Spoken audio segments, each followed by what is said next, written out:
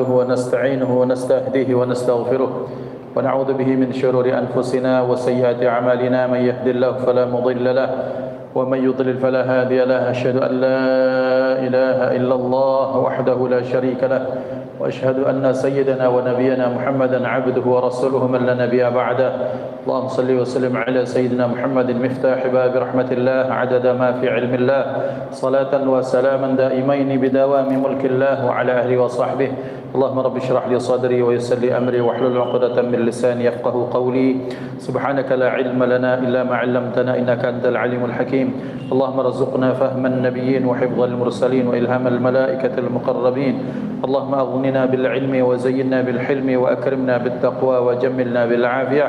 لا حول ولا قوة إلا بالله العلي العظيم. الحمد لله رب العالمين.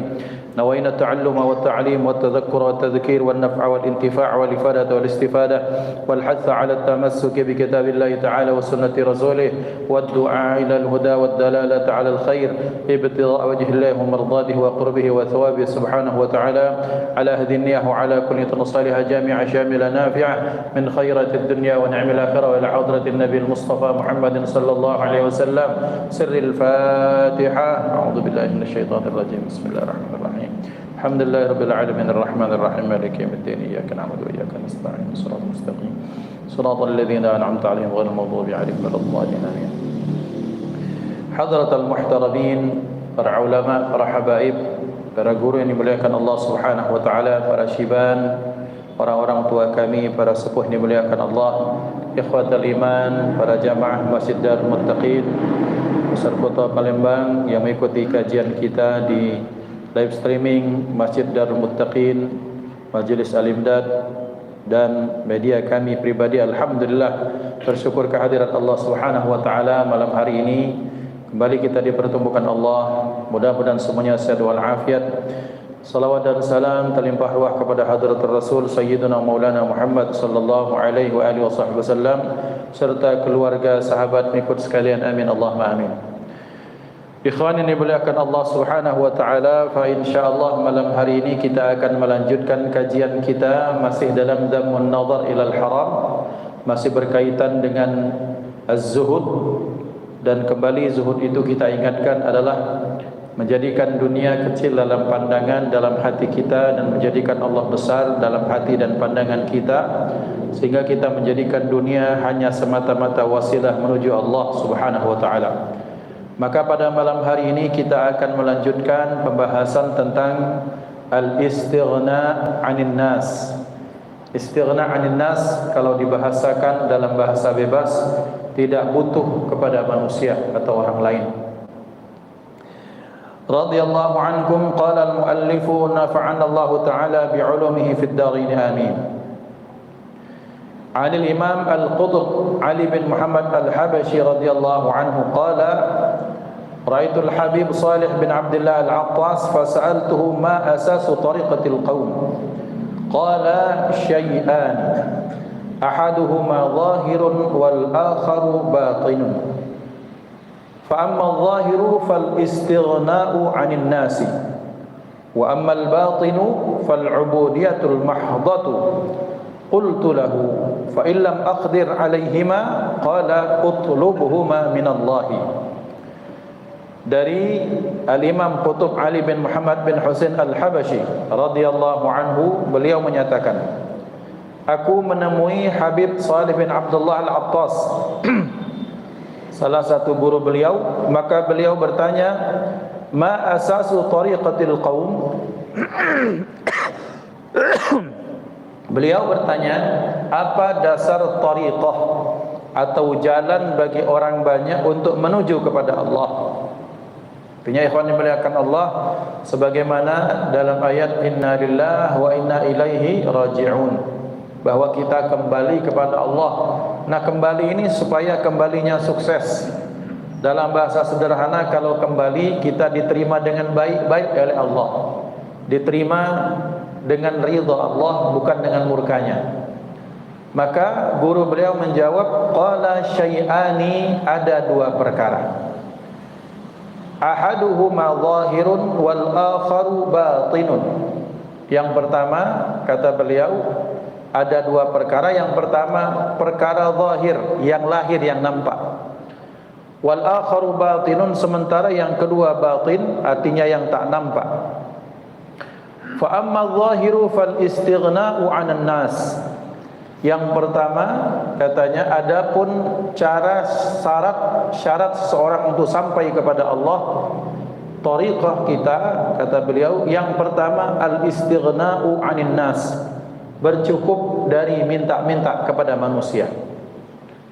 Wa ammal batinu, adapun yang batin, fal ubudiyatul mahdhatu, itu ubudiyah mahdhah, artinya ibadah yang murni, artinya ibadah yang semata-mata lillahi ta'ala, zikir, salat, segala macam. Qultu fa illam aqdir alaihima, Al-Habib Ali bertanya, kalau aku tak mampu atas keduanya, maka guru beliau menjawab, qala utlubhuma minallah, mintalah dua perkara tersebut, berdoalah kepada Allah Subhanahu wa taala. Ikhwan yang dimuliakan Allah Subhanahu wa taala, maka dari pernyataan Habib Ali bin Muhammad bin Husain al-Habsyi, sementara kita tahu beliau adalah orang yang Masya Allah tawadhu'nya minta ampun, dan beliau adalah orang yang berlepas daripada manusia dan bahkan banyak memberikan bantuan kepada manusia.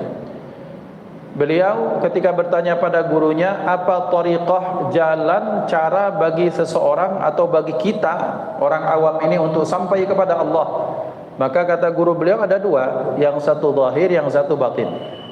Yang zahir ini maknanya apa? Jangan sering minta-minta pada orang. Lepaskan harapanmu dari manusia kebanyakan. Karena ikhwan yang dimuliakan Allah, banyak di antara manusia yang kemudian mereka mengagung-agungkan asbab. Jadi al-akhdhu bil asbab itu kemudian menjadikan asbab itulah musabbibnya, yang menjadikan sarana atau syariat sebagai Tuhan. Contoh misalnya bahwa tetap ketika sakit wajib kita ke dokter, itulah syariatnya. Tapi ketika keyakinan dalam hati manusia kemudian, kalau tak dokter anak saya tak sembuh, disitulah letak kelirunya. Maka istighna 'anil nas artinya bahwa labuhan harapan kita itu tetap dikembalikan kepada Allah Subhanahu wa taala. Betapa banyak ada orang kemudian semuanya minta kepada manusia. Minta harta datang ke sini, kemudian minta pekerjaan datang ke sini, tapi lupa sujud mungkin minta kepada Allah Subhanahu wa taala. Maka tariqah kembali kepada Allah yang pertama al-istighna 'anil nas, merasa cukup, merasa tak butuh kepada manusia dan butuhnya kepada Allah Subhanahu wa taala. Jadi pernyataan ini, satu, bahwa kita menjadikan Allah sebagai hal yang pertama dan paling utama dalam kita mencari solusi bagi kehidupan kita. Baru sebagai makhluk dalam tingkatan awam, maka kita al-akhdhu bil asbab. Kalau lapar, ya cari makan. Kalau tak ada uang, ya bekerja. Enggak ada kan uang tu langsung turun kemudian langsung minta kepada Allah. Bukan maqam kita seperti itu. Tapi ketika kita bekerja, bagian dari menjalankan syariat Allah Subhanahu wa taala. Karena kenapa? Karena Allah punya banyak cara untuk mendatangkan harta kepada kita, salah satunya dengan kita bekerja. Kemudian yang keduanya dengan bersedekah. Yang ketiganya dengan apa? Dengan silaturahim. Kemudian yang berikutnya dengan apa? Dengan bertakwa kepada Allah. Maka ikhwan dimuliakan Allah Subhanahu wa taala, tetapi harapan paling utama kepada Allah Subhanahu wa taala. Kan ada nih orang yang 100% menggantungkan harapannya kepada orang lain. Entah pada Pak Presiden, pada gubernur, pada pejabat, pada orang kaya, kepada orang berpengaruh, orang yang kemudian dia punya lobby politik yang bagus, kemudian mati-matian menggantungkan harapan pada orang tersebut. Sehingga kemudian dalam bahasa sederhananya, kok kita seperti menuhankan orang ini ya. Padahal orang ini pun masih butuh sama yang lain. Dia pun butuh sama orang lain. Ataupun dia pun sangat butuh dengan pertolongan Allah Subhanahu wa taala. Maka yang pertama al-istighna 'anil nas.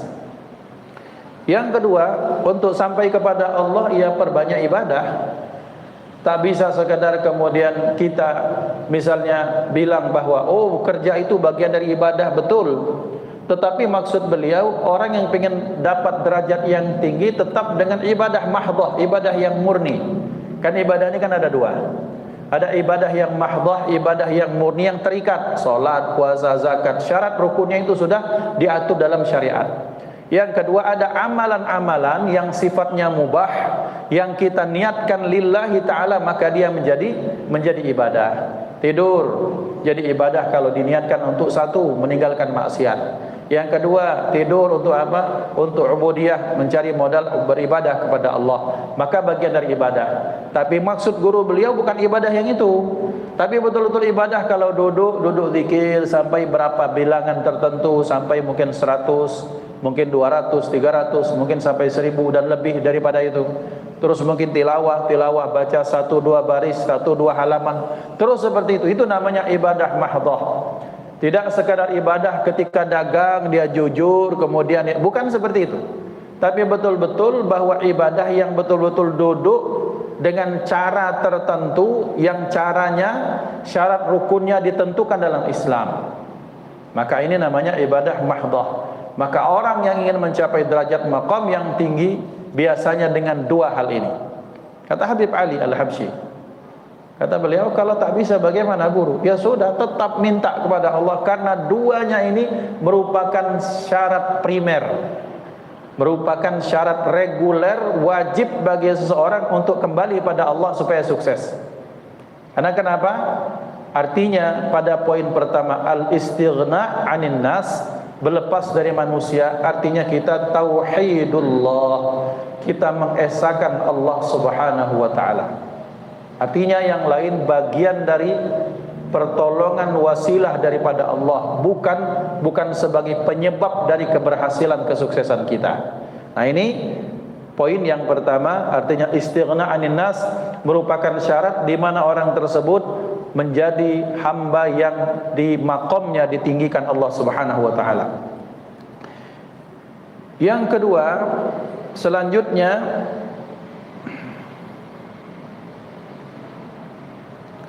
qala Ibnu Mas'ud radhiyallahu anhu, berkata Sayyidina Abdullah bin Mas'ud radhiyallahu anhu, "Lau anna ahlal ilmi sanul ilma wa wada'u 'inda ahlihi sadu bihi ahla zamanihim." Kata Sayyidina Abdullah bin Mas'ud, dan beliau adalah merupakan salah satu sahabat Rasulullah, murid Rasulullah, dan menjadi guru bagi para tabi'in. Beliau menyatakan, kalau saja para pemangku ilmu, pemegang ilmu, para ulama atau ahli ilmu, mereka menjaga ilmu, kemudian mereka meletakkan, mewariskan atau meletakkan ilmu itu kepada orang yang berhak memang menerimanya, maka beliau menyatakan, sadu bihi ahla zamanihim, niscaya mereka akan melampaui orang-orang di zamannya. Artinya derajatnya lebih tinggi dibandingkan dengan derajat orang kebanyakan. Walakin bazaluhu li ahli dunya liyanalu min dunyahum fahanu ala ahliha. Akan tetapi kebanyakan, kata Sayyidina Abdullah bin Abbas, ahli ilmu ini yang punya ilmu, ulama kah, santri kah, ataupun siapapun bahasanya yang punya ilmu, mereka meletakkan, mengusahakan dunia ini diserahkan kepada siapa? Kepada ahli dunia, para pecinta dunia, orang-orang yang membesarkan dunia. Liyanalu min dunyahum, supaya dari itu mereka dapat bagian dari dunia.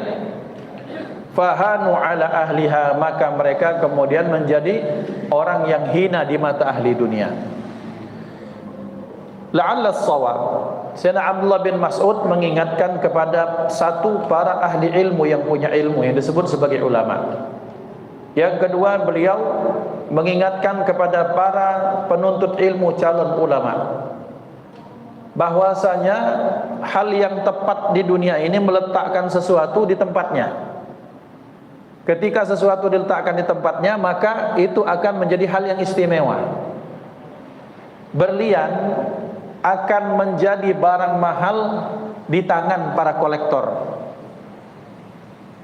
Jam tangan yang mahal, jam kuno mahal, vintage biasanya, itu akan menjadi barang mewah ketika di tangan orang yang paham.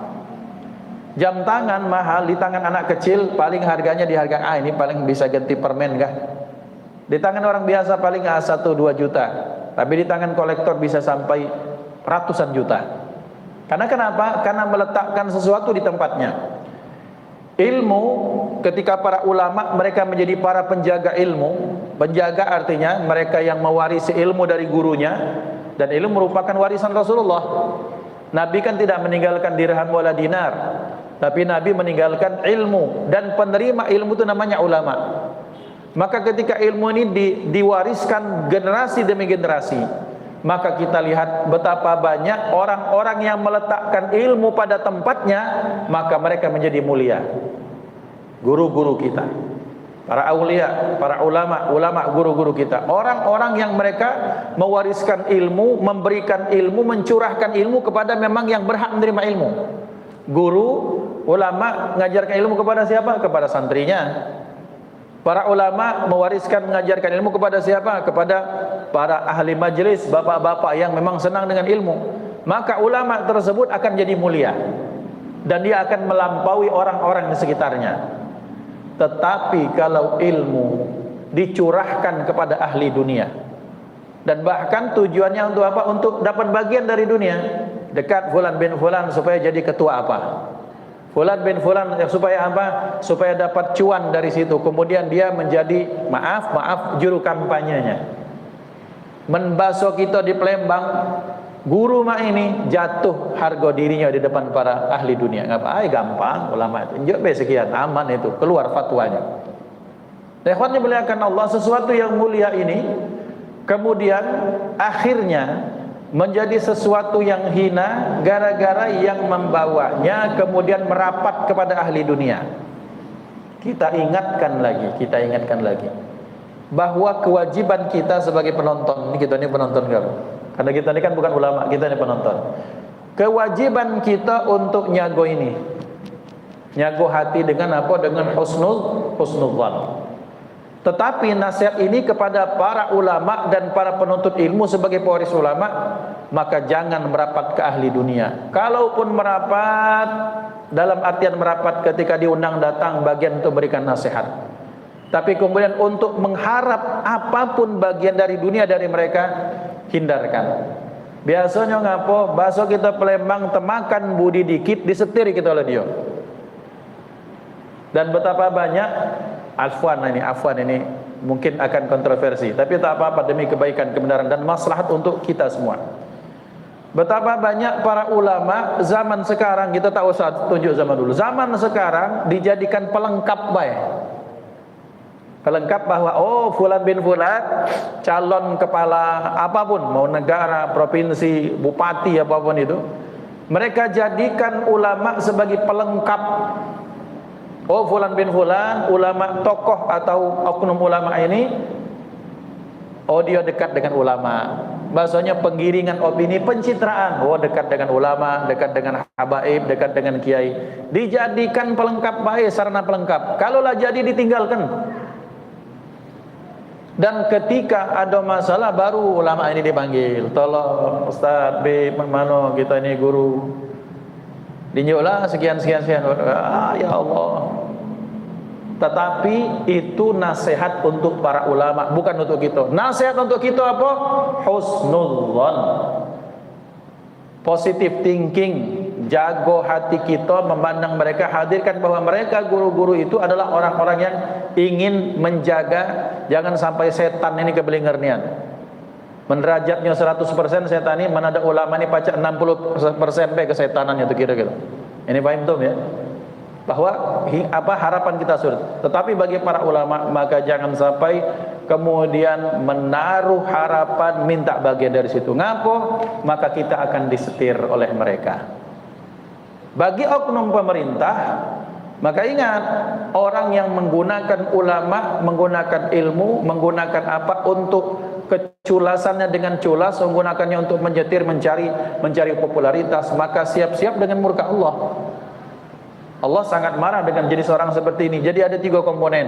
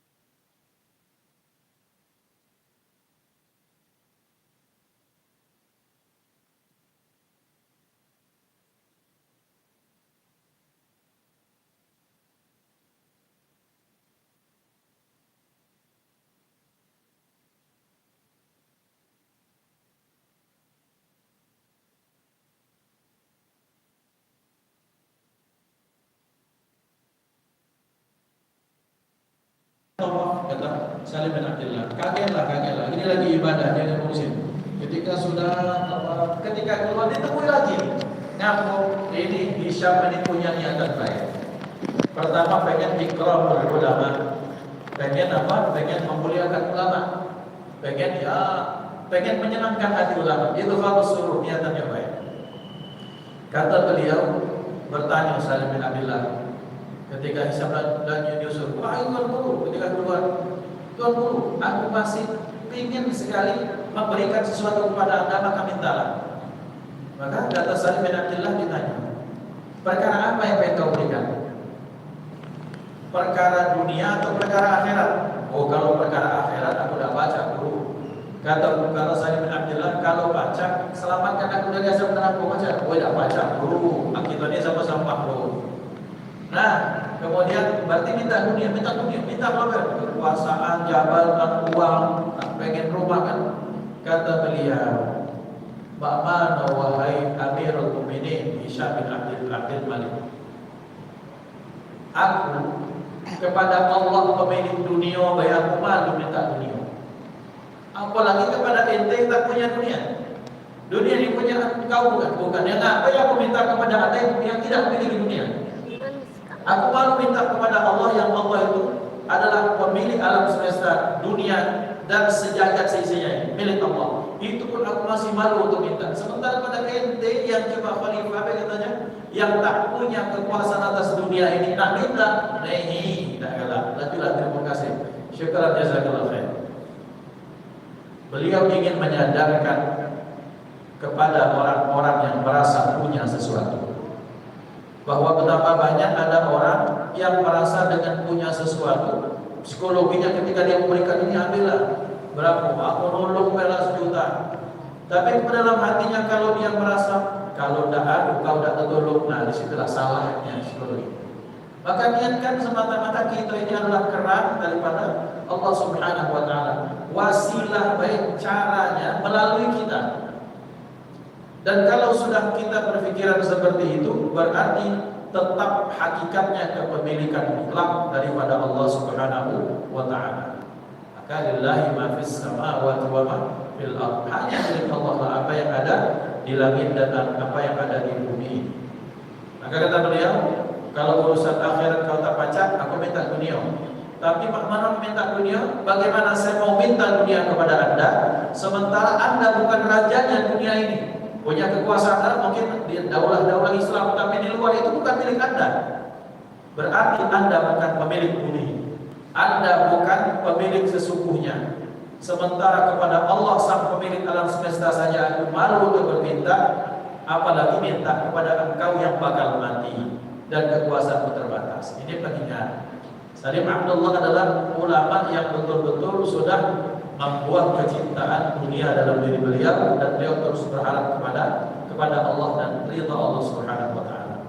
Dan itu menyadarkan kepada kita satu, bahwa betapa ternyata Salim bin Abdullah adalah orang yang dimuliakan bukan karena dia merendahkan dirinya, tapi dimuliakan karena dia berlawanan dengan dunia. Selanjutnya diceritakan,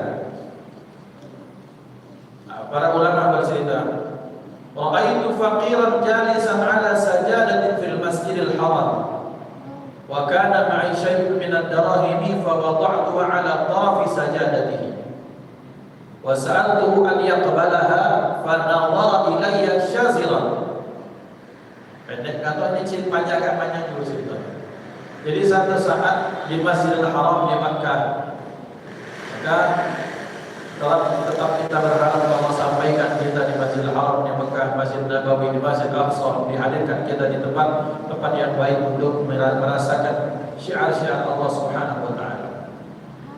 Suatu saat fulan yang bercerita ini, suatu saat aku melihat ada orang fakir sedang duduk dia di atas sejadah di Masjidil Haram di Makkah.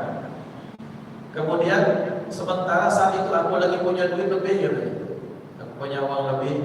Kemudian untuk tidak menyinggung perasaan, ini orangnya baik.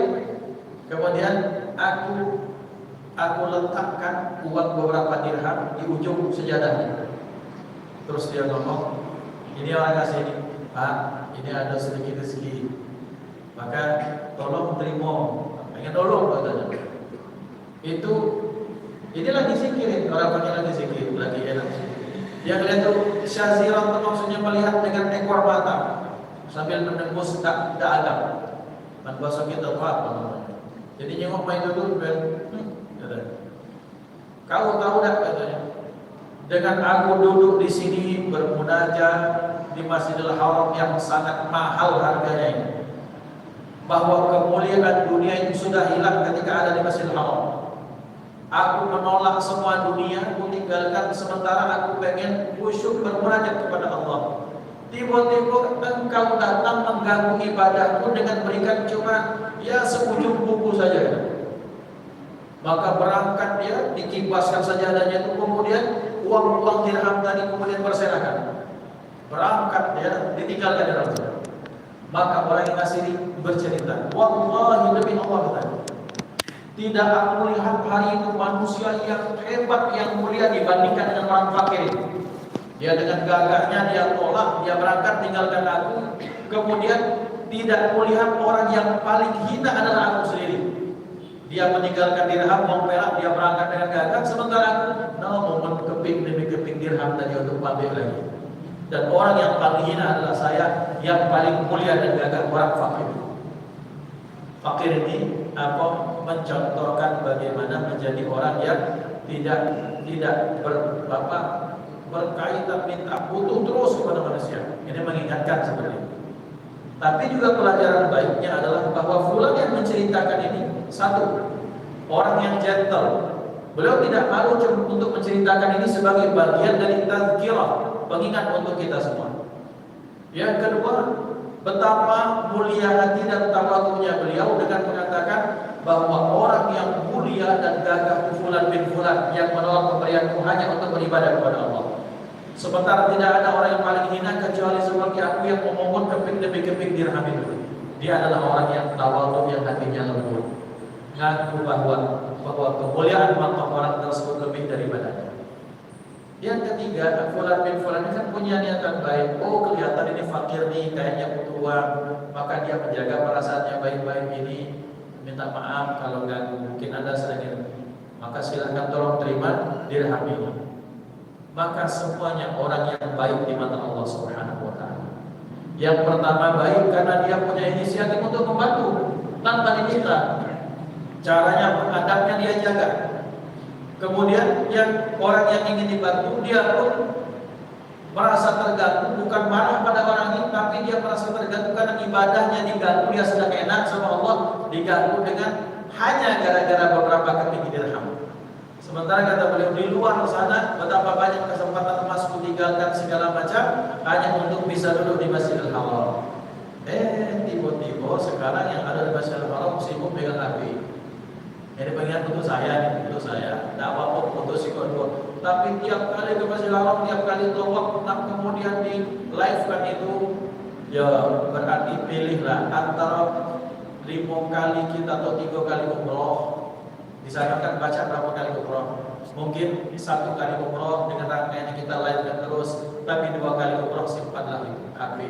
Biar baca petugas ada yang foto gitu. Jadi kita yang nangis-nangis depan Ka'bah lagi ada petugas yang foto. Dari KBIH-nya masing-masing, dari travelnya masing-masing. Ini seolah-olah kita ini punya jiwa reporter. Hai guys, kami sekarang di depan Hajar Ismail sedang sholat. Rugi, sayangnya. Nak kesana tidak segala uang baca. Nak foto boleh, nak kenang-kenangan boleh. Tapi kemudian setiap kali nak berangkat kesana kita live, kapan lagi waktu kita khusyuk dengan Allah? Ini pengingat untuk saya dan kita semua. Jika dihadirkan di tempat-tempat yang baik, bagian dari pengabadian juga boleh.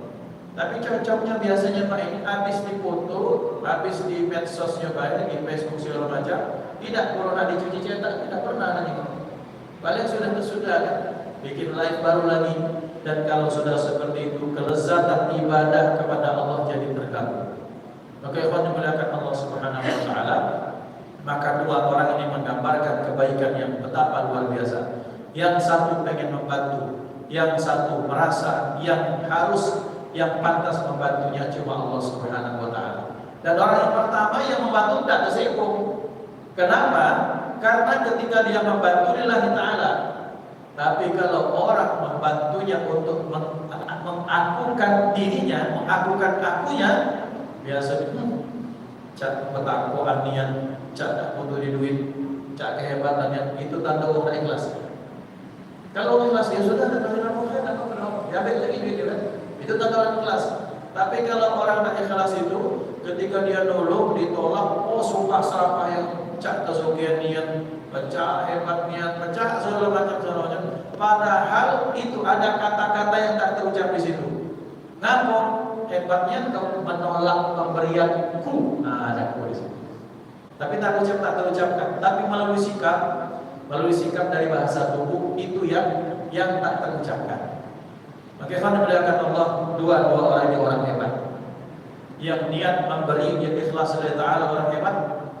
Dan orang yang mau diberi, sekalipun dia fakir, dia menjaga dirinya, tak butuh bantuan, dia tetap pengen fokus kepada Allah. Itu pun orang yang sangat hebat. Jadi dua-duanya apa dong? Dua-duanya orang baik. Ya, alhamdulillah Allah, inilah contoh yang mudah-mudahan kita menjadi bagian daripada itu. Amin. Allahumma amin. Kemudian selanjutnya,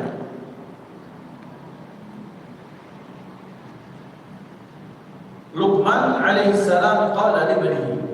Saya membacakan ini karena dalam satu pendapat Luqman Al-Hakim yang surat namanya diabadikan menjadi surat dalam Al-Quran, surah Luqman, berbeda ulama apakah beliau nabi atau bukan nabi.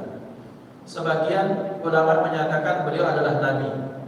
Kemudian sebagian besar baru-baru datang guru kita Profesor Dr. Ibrahim Al-Ashmawi dari Al-Azhar, beliau menyatakan menurut pendapat yang rajih, Luqman itu bukan nabi. Tapi lepas dari apapun itu, nama Luqman sama dengan nama Siti Maryam. Sama-sama dimasukkan dijadikan surat dalam Al-Quran. Berarti orang hebat. Nah, Luqman alaihissalam qala libnihi berkata untuk kepada anaknya, ya bunayya wahai anakku, inni hamaltu as-sakhra wal hadida falam ara syai'an athqala min ad-daini.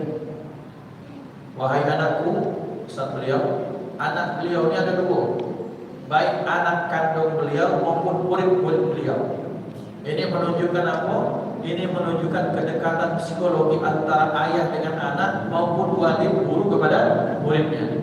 Maka lihat para ulama, Abu Ya Umar bin Syahab, Umar bin Segaf, Abu Ya Syukri bin Syahab, Abu Ya mereka membahasakan ayah untuk anak-anak. Dan kita panggil beliau sebagai ayah kita. Lihat, ini pola pendidikan dalam Islam.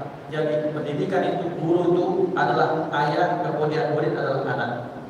Nah, bisa kita contoh bahwa betapa ternyata para pendidik itu memposisikan dirinya sebagai orang tua bagi anak-anaknya. Ya bunayya wahai anakku, inni hamaltu as-sakhra wal hadida falam ara syai'an athqala min ad-dain. Aku pernah ngangkat, kata beliau Luqman Al-Hakim, aku pernah ngangkat as-sakhra, ngangkat batu-batu yang berat, mengangkat besi-besi yang berat. Falam ara syai'an athqala min ad-dain, tapi aku tidak pernah melihat sesuatu yang lebih berat daripada hutang. Beratnya apa? Bukan berat berapa ratus kilonya, berat ujian nak bayarnya. Berat ujian mengusahakan untuk dibayar. Kadang-kadang ada duit untuk bayar, dipakainya jalan-jalan pelaku. Kampung Vietnam, kampung Kamboja, kampung Thailand, ke Allah Al-Besar. Alhamdulillah Allah, ada istilah kan, ya kalau pas nak berutang pun cak Hello Kitty, lalu sudah berutang. Tapi pas ditagih itu pecah harimau lagi kelaparan 3 hari 3 malam tidak makan. Nah, ini menunjukkan betapa hutang kalau tidak dikawal dengan kesadaran dan iman, maka dia berat sekali untuk menunaikannya. Kadang-kadang bahkan dalam beberapa kesempatan bahwa dia sudah punya harta untuk menunaikan hutang, masih kemudian hutang yang harus ditunaikan ini dianggap sepele saja. Dan ini terjadi, dan tolong ini untuk saya dan kita semua, dahulukan hutang, karena itu wajib dibayar. Maka kata beliau, aku langkat batu, aku langkat besi yang banyak, tapi kemudian tidak ada sesuatu yang lebih berat daripada untuk semangat untuk bayar hutang. Betapa banyak ada orang ketika berhutang dia cak-cak lupa, cak-cak amnesia, cak-cak gilobakan, maksud itu lupa ingatan sebentar. Habis itu datang lagi, bukannya namanya tak berhutang lagi. Allah paham kali. Kemudian selanjutnya, wa akaltu thayyibati wa anaqtul hisana falam ara syai'an aladda minal afiyati. Aku telah makan makanan yang enak, aku sudah cicipi makanan yang enak. Kapal selam, mungkin kalau kita sekarang pempek, iwan belido, pempek yang sering buat jarang makan, pempek iwan belido misalnya makan. Kemudian wa anaqtul hisan, aku sudah mencobai beberapa jenis sutra, baju-baju yang mahal. Falam ara syai'an aladda minal afiyati, tapi aku tak pernah melihat sesuatu yang lebih lezat dibandingkan dengan afiat. Afiat ini adalah sehat, kaki masalah lagi. Itu afiat. Afiat itu sehat. Maka lihat Bapak yang dimuliakan Allah, betapa bijak lestarinya ulama kita zaman dahulu. Apa kata Nur? Alhamdulillah sehat wal afiat. Kenapa? Karena sehat wal afiat ini seperti perbandingan Nabi Ibrahim ketika dimasukkan ke dalam api. Allah menggambarkan qulna ya naru kuni bardan wa salaman.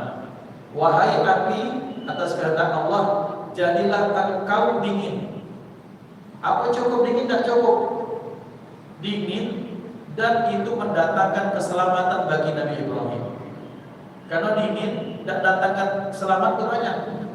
Dingin kalau sudah sampai derajat bisa sampai minus 10 derajat Celcius, pecah bibir kita, sakit kita, kemudian kaku encok gitu. Itu bukan dingin yang mendatangkan keselamatan.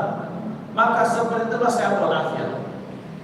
Sehat, sekedar sehat belum cukup, tapi sehat yang dibarengi dengan afiat, tak ada masalah, hati tenang. Kemudian misalnya kalau punya kebutuhan hidup masih bisa diselesaikan dengan baik.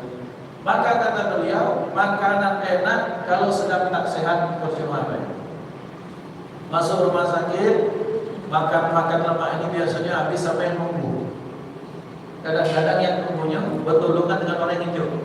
Dia datang, ada jual, saya nak malaria, ya Allah sampai keluar mata makan. Ya, 2 hari mana?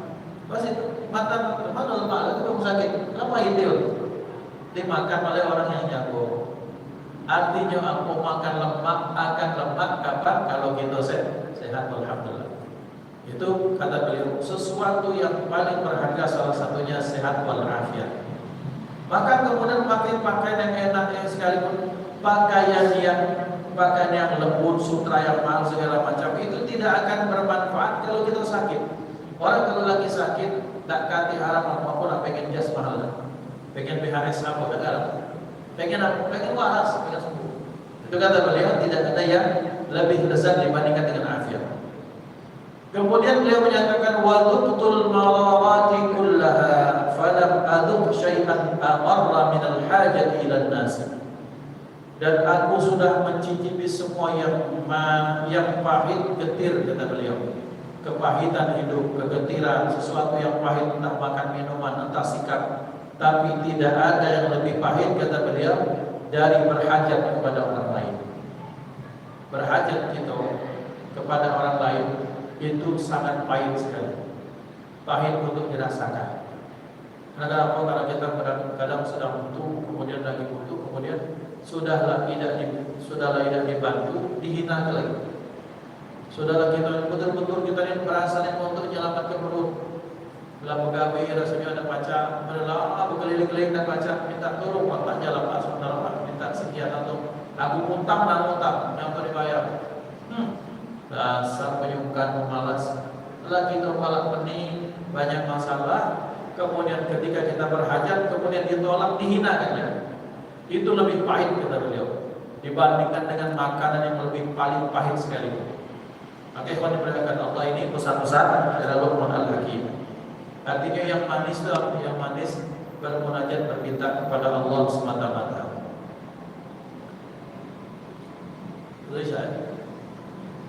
Yang terakhir, sahibul yaqin ya'khudul 'atha bi syartain an yarahu min Allah wa yasta'ina bihi 'ala ta'atillah. Sahibul yaqin, orang yang punya keyakinan yang disebut sebagai hakul yakin itu, dia mengambil pemberian atau hadiah orang lain itu harus dengan dua syarat. Pertama, bahwa pemberian itu hakikatnya itu daripada Allah. Yang kedua, dia niatkan yang diberikan kepadanya itu adalah untuk dipergunakan pada ketaatan kepada Allah Subhanahu wa taala. Ketika dia jemaah, mudah-mudahan ya Allah pakai baca beli kitab apa, baca beli bensin untuk majelis gimana, atau mungkin dapat duit tiba-tiba duit kaget, tiba-tiba uang kaget dapat sekian, dipakai untuk kaget untuk majelis sedikit, ajak kawan-kawan makannya dan haji. Nah, ikhwan, itu adalah untuk ketaatan. Dia yakin bahwa itu daripada Allah. Yang kemudian yang kedua, dia niatkan untuk semata-mata ketaatan kepada Allah, maka itu disebut sebagai sahibul yaqin. Hadanallahu wa iyyakum ajma'in. Usikum wa nafsi bi taqwallah.